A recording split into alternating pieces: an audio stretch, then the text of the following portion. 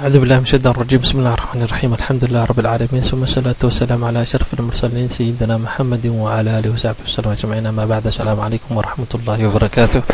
magacayga waa Cantar Said Xuseen. waxaan soo wadnay casharadii oo aan uga hadlaynay Excel 2013 casharadaas oo ahaayeen casharo bilow ah oo aan rabnay in aan ku barano Excelka. haddaba maanta wuxuu noqonayaa casharkii soddonaad ayuu noqonayaa. waxaan rabnaa inaan meesha aan kasii wadno if function ayaan kasii wadnaa. maanta marka waxaan arkaynaa qaybtii saddexaad ayaan arkaynaa oo la xiriiray functionka loo yaqaanay if. sababta functionkan if aad ayuu muhiim u yahay. xaalado badan amba cases badan ayaan ku xallin karnaa annagoo isticmaalayno functionkani. marka haddii aan imaano Excelka oo aan rabno maanta in aan ka sheekeyno qaabka rabno inaan u isticmaalno, maanta waxaan rabnaa marka inaan xisaabino ugu dambeyntii wax loo yaqaano gross pay wax loo yaqaano oo ah lacagta shaqaalaha guud ahaan waqtigay shaqeeyeen. dabcan inta isbuuc ayaan noogu diyaarsan, laakiin waxay shaqeeyeen guud ahaan lacagtii ay xaq u yeesheen ayay noqonaysaa. waana inta aanan laga jarin wax loo yaqaano deductionska amba canshuuraadka intaan laga jarin oo intaanan laga reebin ayay noqonaysaa. marka inta waxaan rabnaa in aan ku barano wax loo yaqaano sida aan u xisaabi lahayn gross paygaas ayaan baranaynaa. okay, tableka marka haddii aan kaa siiyo sharxaad yar, inta waxaa noogu yaala shaqaalaha magacyadooda. okay, waqtiga ay shaqeeyeen ayaa inta inoogu diyaarsan oo saacadaha ay shaqeeyeen ayaa inta ku haysanaa.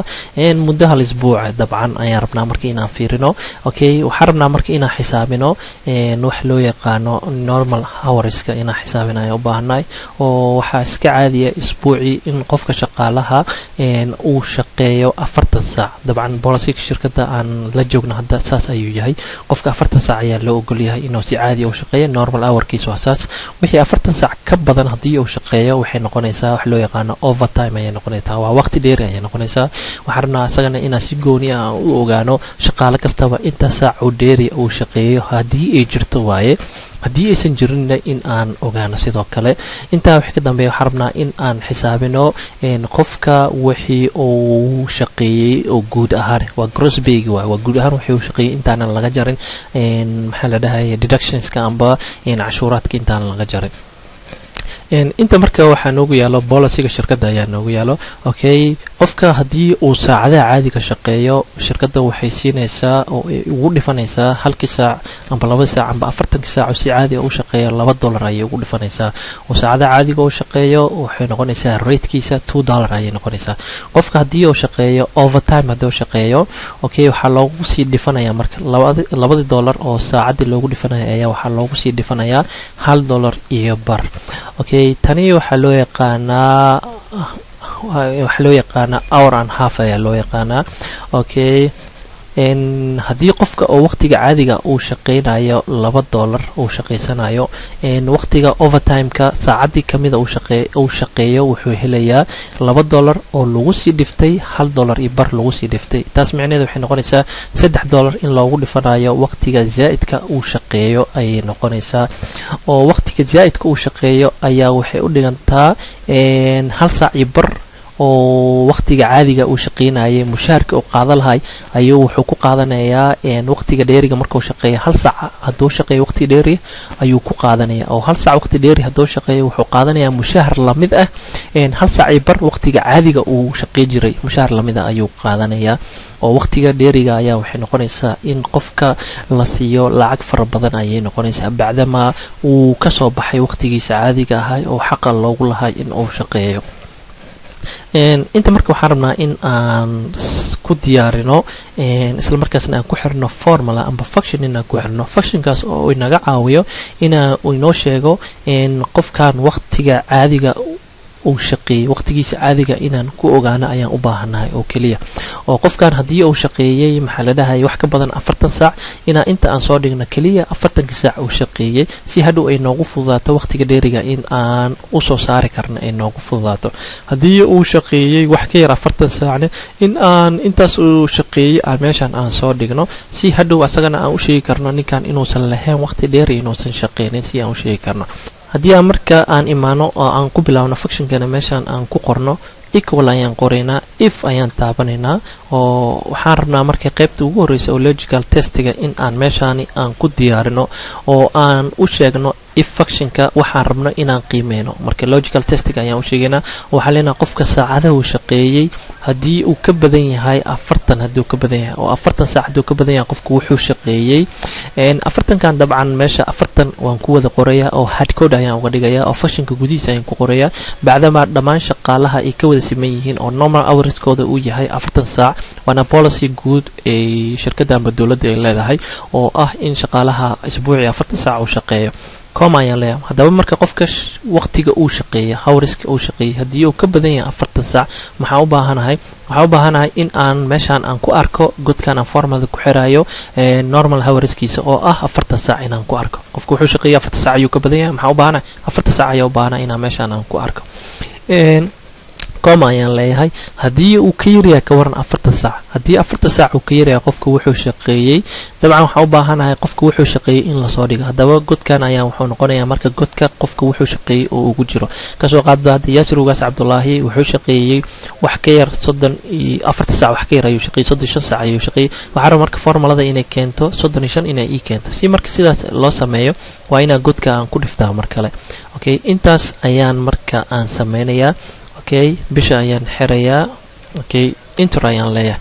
oo Cantar Sid Xuseen saa u jeeda 45 saac ayuu shaqeeyay laakiin maxaa u baahnaa normal hourskiisa imisa ayay noqonaysaa markasta waa 40 saac ayay noqonaysaa qofka wuxuu rabo ka tastaa 60 saac 70 saac door waxa shaqeeyo usbuucaas gudihiisa laakiin normal hourskiisa waxay noqonaysaa 40 saac ayuu noqonayaa oo intaas ma dhaafay hadii qofka 40 ka yar uu shaqeeyo inta raba shaqeeyo intaas ayaa rabaa marka in godkan la ii keeno okay formada hadda hoos soo koobiyeeyo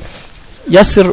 okay Yusuf Ugaas Cabdullaahi Sawjeedid wuxuu shaqeeyay 35 saac ayuu formulada ii keenay level kaliya ayaan siinaya hoos ayaan u dirayaa okay waxa rabaa markii inaan xisaabiyo waqtiga dheeraadka oo qofka uu shaqeeyay hadii uu shaqeeyay wax ka badan 40 saac hadii uusan waqti dheeraad uu jirin dabcan waxa rabaa inaan ogaado inuu jirin waqti dheeraad equal ayaan leeyahay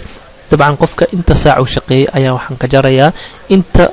inta saacadood oo ah normal hourskiisa waqtiga caadiga ah ayaan ka jarayaa oo qofka sida ugu jeeda Cantar Sid Xuseen 45 saac oo shaqeeyay oo laga jaro 40 saac oo waqtiga caadiga ah waxa soo baxayo 5 saac oo dheeri ayaa soo baxayo oo overtime ka ayaa u noqonayaa okay hoos hada u jeedo okay Yusuf Ugaas Cabdullaahi Daafirsi 35 saac ayuu shaqeeyay normal hourskiisa intaas ayaa loo hayaa dabcan wax overtime ma leh qofkaas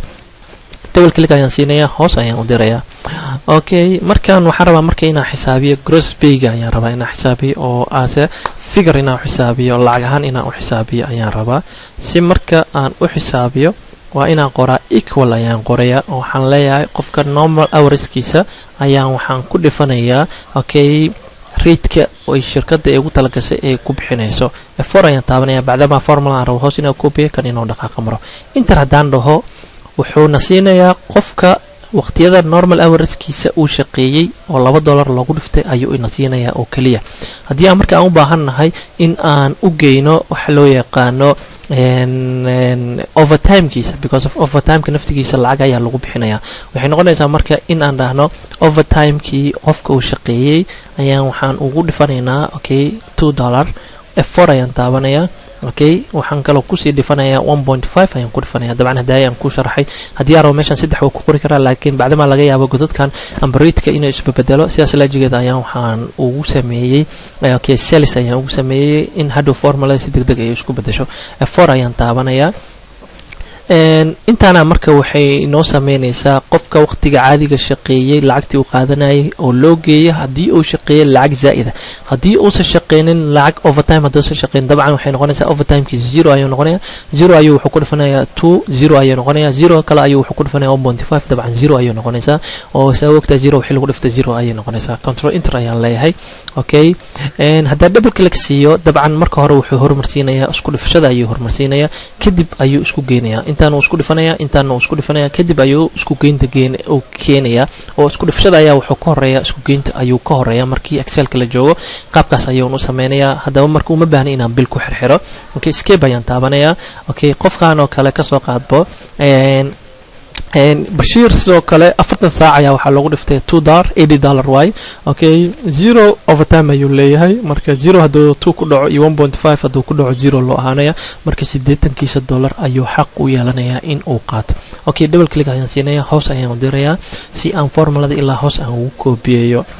cashirkeena maanta insha Allah taala intaas ayaan ku soo gabagabeynayaa inta cashirka cashir lamida aan ku kulmeen waxa idin kaga tagayaa sidaas iyo nabadgelyo subhanakallahumma bihamdika ashhadu an la ilaha illa anta astaghfiruka wa atubu ilayk wa assalamu alaykum wa rahmatullahi wa barakatuh